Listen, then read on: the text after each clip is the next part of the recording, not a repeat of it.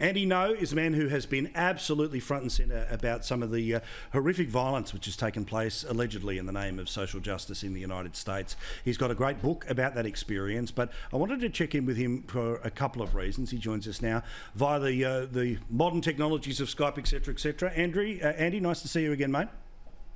Thank you. So I love this here with the Democratic Mayor of Portland.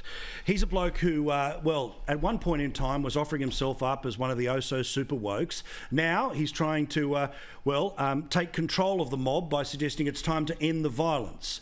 Good luck with trying to get on top of a group that he has mollycoddled for way too long. Yeah, he's about 11 months too late. So we're nearing about a year now of weekly, sometimes nightly violence that has turned deadly. And he allowed him and those in city council coddled the BLM and Antifa extremists in the early months and allowed it to happen because they could use it to blame Trump when the federal government was sending in federal law enforcement to try to stop people from burning down courthouses and other property. Unfortunately, now it doesn't really matter what he pleads in his press conferences, even if it's a change of heart, because the police department has already been defunded by the millions.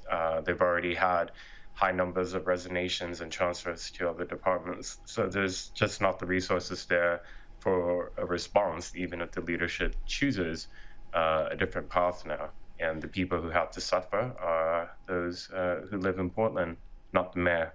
And what I love about this bloke is, again, one of these people, just like the people who were fine with, Chaz and all the sort of city within a city garbage that's taken place in the past 12 months, is remember Joe Biden stood there in the middle of a debate and basically said that Antifa doesn't exist, it's an idea. They don't have any soldiers, they're not involved anywhere. Well, now, this very mayor is now turning around and asking the public to help identify members of Antifa. That's a bit hard, isn't it? Just an idea, Andy? Well, ideas themselves don't organize themselves to put out flyers and to call for comrades to come to wear uniform, to tell them which weapons to bring and how to make homemade IEDs. This whole Antifa as an idea thing has become a meme and it's been repeated. It's misleading because the FBI director has also, when pressed, admitted that admitted that Antifa is real and that they're organized into cells or nodes, as he calls them.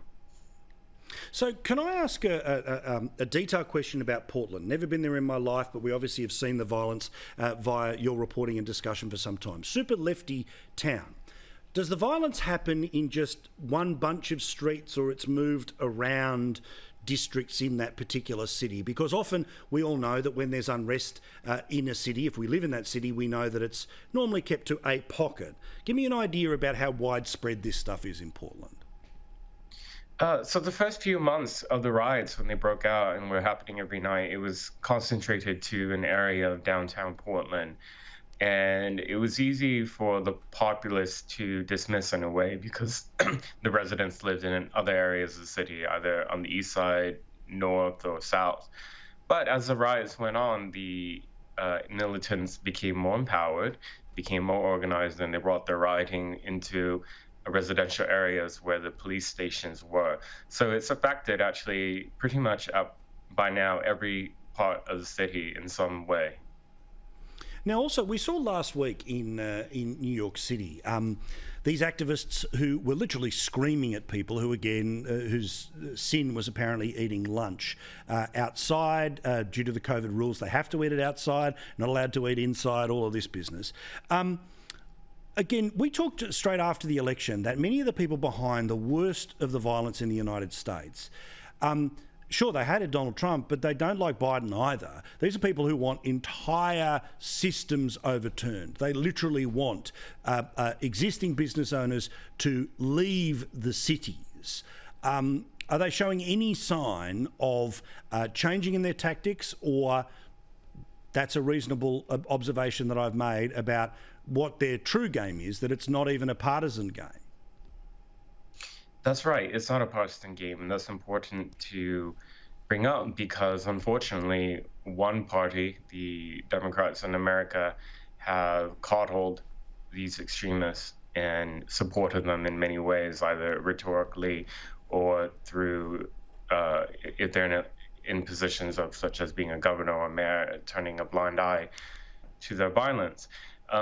What these people want is to fundamentally transform the United States, to destroy it. These are their own words. There are reasons why they burn symbols of the United States, attacking courthouses and other institutions. They should be recognized as enemies of America. They themselves identify themselves as such. But unfortunately, because the media, the mainstream legacy media, is on their side, at least in the history books, these enemies of the U.S. are being written as the heroes. Yeah, it's outrageous stuff. Andy, thank you so much, mate. I hope everyone gets your book and keeps an eye on all of your online activities. All the best, Andy. My pleasure.